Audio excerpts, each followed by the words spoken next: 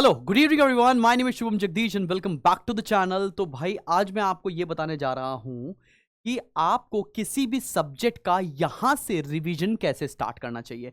कोई भी सब्जेक्ट उठा लो, be it accountancy, be it economics, be it commerce. आपको कोई भी सब्जेक्ट का रिवीजन करना है, या आप एकदम से भूल चुके हो या आप अपनी पढ़ाई स्टार्ट कर रहे हो, अगर आप किसी भी कैटेगरी के बच्चे हो यहां पर, तो तुम्हें पढ़ना कैसे चाहिए, ये मेरी टेक्निक है, वो मैं आपसे डिस्कस करने जा रहा हूं। तो लेट्स से आप अकाउंटेंसी की पढ़ाई करने जा रहे हैं और आपने उठाया कि भाई मेरे को अकाउंटेंसी पढ़ना है and let's choose the topic कि मेरे को क्या पढ़ना है। मेरे को let's say admission of a partner का रिवीजन करना है। तो भाई एडमिशन का मुझे रिवीजन करना है, तो रिवीजन स्टार्ट कैसे करोगे भाई, ध्यान देना। एडमिशन चैप्टर का रिवीजन कैसे स्टार्ट करेंगे या किसी भी चैप्टर का रिवीजन कैसे स्टार्ट करने वाले हो, ट्रिक सेम रहेगी। सबसे पहले क्या करो ना, सबसे पहले तुम रिकॉल करो कि भाई इस चैप्टर में हमें पढ़ना क्या क्या टॉपिक है। तुम्हें अगर ये नहीं पता रहेगा कि तुम्हें कौन कौन से टॉपिक कवर करने हैं इस चैप्टर के अंदर, तो कभी याद ही नहीं रहेगा एग्जाम टाइम तक कि भैया क्या क्या टॉपिक से कौन सा मेरे से मिस आउट हो गया। ऐसा तो नहीं कि कुछ टॉपिक मैंने पढ़ा ही ना हो और मेरे सिलेबस में हो। तो एग्जाम्पल के तौर पे मैंने एडमिशन का चैप्टर उठाया है, तो आपको इस चैप्टर में क्या क्या पढ़ना होता है। आपको पढ़ना होता है न्यू प्रॉफिट शेयरिंग रेशियो, और इस चैप्टर में आपको निकालना सीखना होता है सेक्रीफाइसिंग रेशियो। और इसके मैंने आपको कितने केसेस बताए हैं, 8 केसेस। मतलब वो 8 केसेस अगर कर लिए जाएं तो एडमिशन चैप्टर पूरा पूरा रिवाइज हो जाएगा। ठीक है ना। पहला टॉपिक तुम्हें क्या पढ़ना है, change in new profit sharing ratio और सेक्रीफाइसिंग रेशियो निकालना। उसके बाद आपको क्या सीखना है, उसके बाद आपको यह सीखना है कि ट्रीटमेंट ऑफ गुडविल कैसे किया जाएगा। अब ट्रीटमेंट ऑफ गुडविल बेटा दो तरह की थी। मैं पढ़ा नहीं रहा हूं चैप्टर, बस तुमको बता रहा हूं कौन कौन से टॉपिक है। ट्रीटमेंट ऑफ गुडविल में कौन कौन सी गुडविल पढ़नी होगी हमको, वो गुडविल जो पुरानी बैलेंस शीट में दी होती है, जो पुरानी बैलेंस शीट में गुडविल दे रखी होती है, और वो गुडविल जो न्यू पार्टनर लेकर आता है। बात समझ में आ रही है आपको। और जिस बच्चे ने ये टॉपिक पढ़ रखे होंगे और जैसे जैसे मेरा ये वीडियो देख रहा होगा, तो तुमको एकदम ऐसा नॉस्टैल्जिया फील हो रहा होगा कि भाई डेजावू हो रहा होगा, कभी तो पढ़ा है, चलो कुछ कुछ बातें याद आ रही हैं। जिस बच्चे को ये टॉपिक लिखते ही उसके सारे ट्रीटमेंट दिमाग में रिकॉल हो रहे हैं, इसका मतलब उसने अच्छी तैयारी कर रखी है। लेकिन जिस बच्चे को ये रिकॉल नहीं हो रहा है, इसका मतलब उसको भी पढ़ने की जरूरत है, पढ़ना शुरू कर लो। अभी वेल इन टाइम आपके पास है, बहुत सारा समय है आपके पास। ट्रीटमेंट ऑफ गुडविल पढ़ना, उसके बाद क्या पढ़ना है, उसके बाद पढ़ना है आपको treatment of reserves, treatment of reserves and accumulated profits and losses. ठीक है ना। तो ट्रीटमेंट ऑफ रिजर्व्स में कौन कौन से रिजर्व्स पढ़ने थे, वो रिजर्व जो लाइबिलिटी साइड पर दे रखे होते थे, जैसे जनरल रिजर्व, जैसे कॉन्टिंजेंसी रिजर्व, जैसे कि WCR, इसके हम लोगों को 4 केसेस पढ़ने हैं। जैसे IFR, इसके हमको क्या पढ़ने हैं, इसके भी 4 केसेस पढ़ने हैं।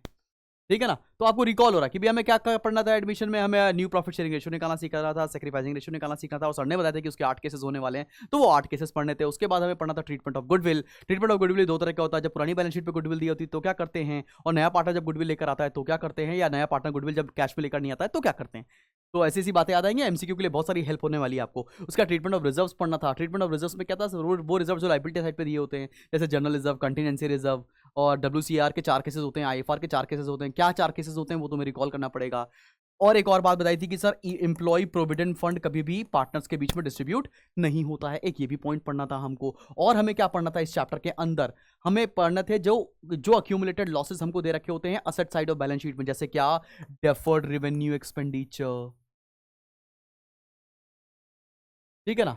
या आपको डेफर्ड रेवेन्यू एक्सपेंडिचर का एग्जांपल है एडवर्टाइजमेंट एक्सपेंसेस, कई बार ऐसे करके दे रखे होते थे बैलेंस शीट की असेट साइड पर। तो या इतना रिजर्व पढ़ लेंगे तो कोई और रिजर्व पढ़ने की या और कोई टॉपिक इसके बाहर से आएगा ही नहीं। चलो हमने कितने टॉपिक पढ़ लिया, हमने 1 पढ़ लिया new PSR, treatment of goodwill और ट्रीटमेंट ऑफ रिजर्व्स। इतना हमने रिवाइज कर लिया कि भैया एडमिशन के चैप्टर में तो ये टॉपिक हमें पढ़ने थे। इसके अलावा हमें क्या पढ़ना था, इसके अलावा हमें बनाना था रिवैल्यूएशन अकाउंट। कुछ कुछ बातें याद हो रही होंगी आपको कि भैया रिवैल्यूएशन अकाउंट में हमें क्या करना था। रिवैल्यूएशन अकाउंट करने के बाद आपको कैपिटल अकाउंट बनाना सीखना था, जो कि आपने फंडामेंटल के भी चैप्टर में पढ़ रखा है। कैपिटल अकाउंट क्या था, जब फिक्स दे रखे होते थे 2 अकाउंट बनते थे, कैपिटल और करेंट।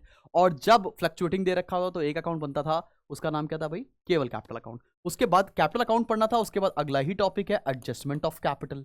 एडजस्टमेंट ऑफ कैपिटल क्या, कितने केस होते थे, 2 केसेस। जब नए पार्टनर के बेसिस पर पुराने पार्टनर की कैपिटल को एडजस्ट करते थे, और पुराने पार्टनर की कैपिटल के बेसिस पर हम लोग नए पार्टनर की कैपिटल निकालते थे। ये 2 केसेस थे। या एक कोई ऐसा केस आता था जिसमें टोटल कैपिटल दे रखी होती थी और हमको न्यू प्रॉफिट शेयर रेशियो में उसको डिस्ट्रीब्यूट करना था। तो टोटल 2+1 3 केसेस तक इसके क्वेश्चन बन सकते हैं।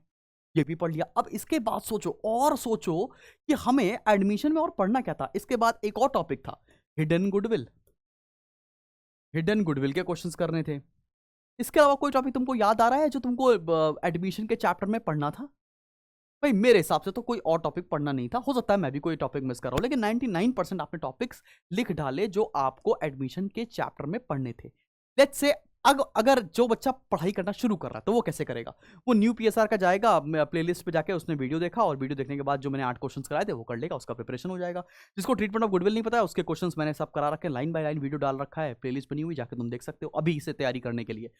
अब जिसने पढ़ के रखा है उसको रिकॉल हो रहा होगा कि भाई हम कॉन्सेप्ट्स में क्या क्या करते थे, क्या क्या करते थे। उसका लिए ये जो रिकैप्चुलाइजेशन ऑफ द एंटायर चैप्टर है ये एमसीक्यू में आपका रामबाण साबित होने वाला है।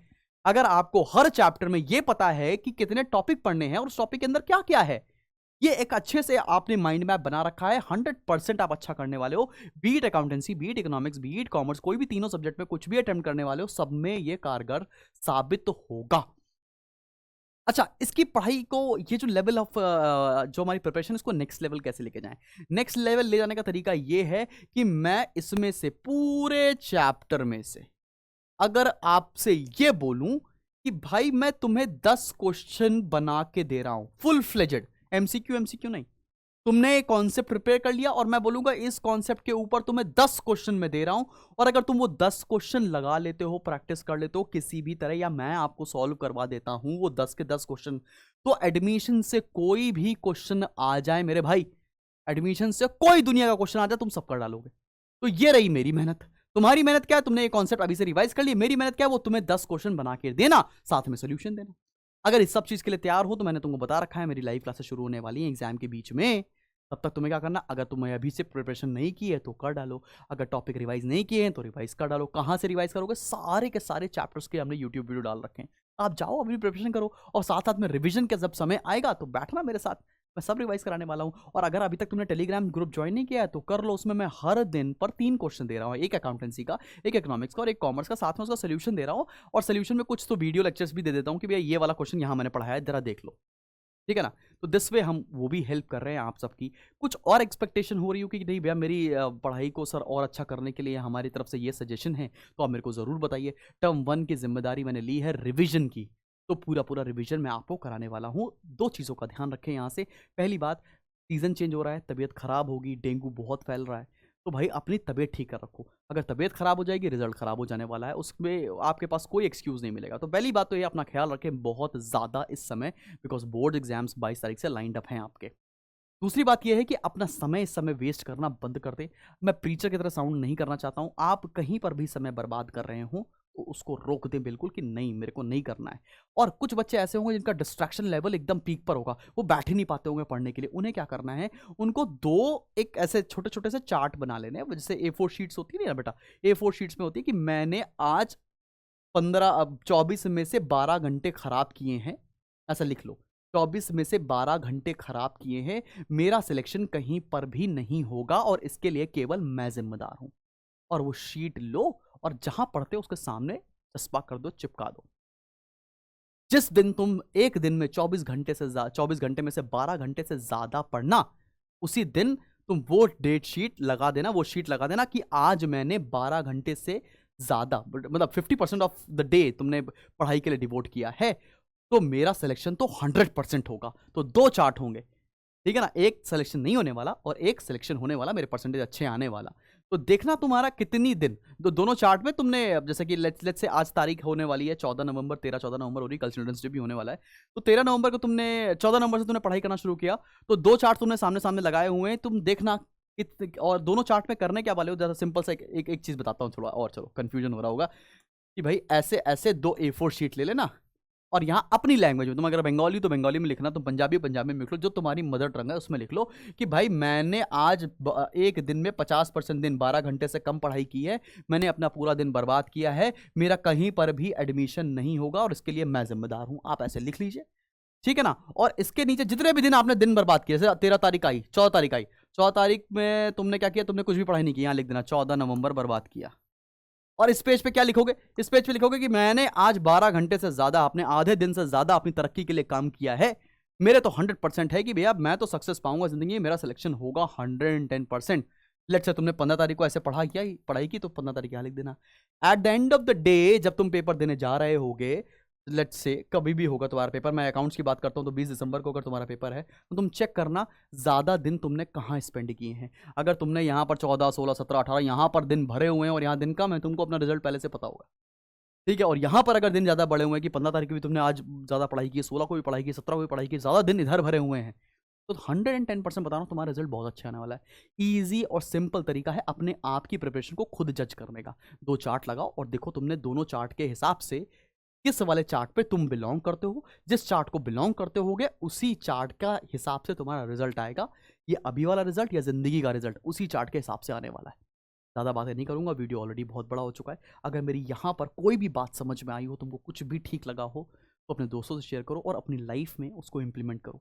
बहुत जल्दी मिलता हूँ मैं नेक्स्ट वीडियो के साथ। All the best.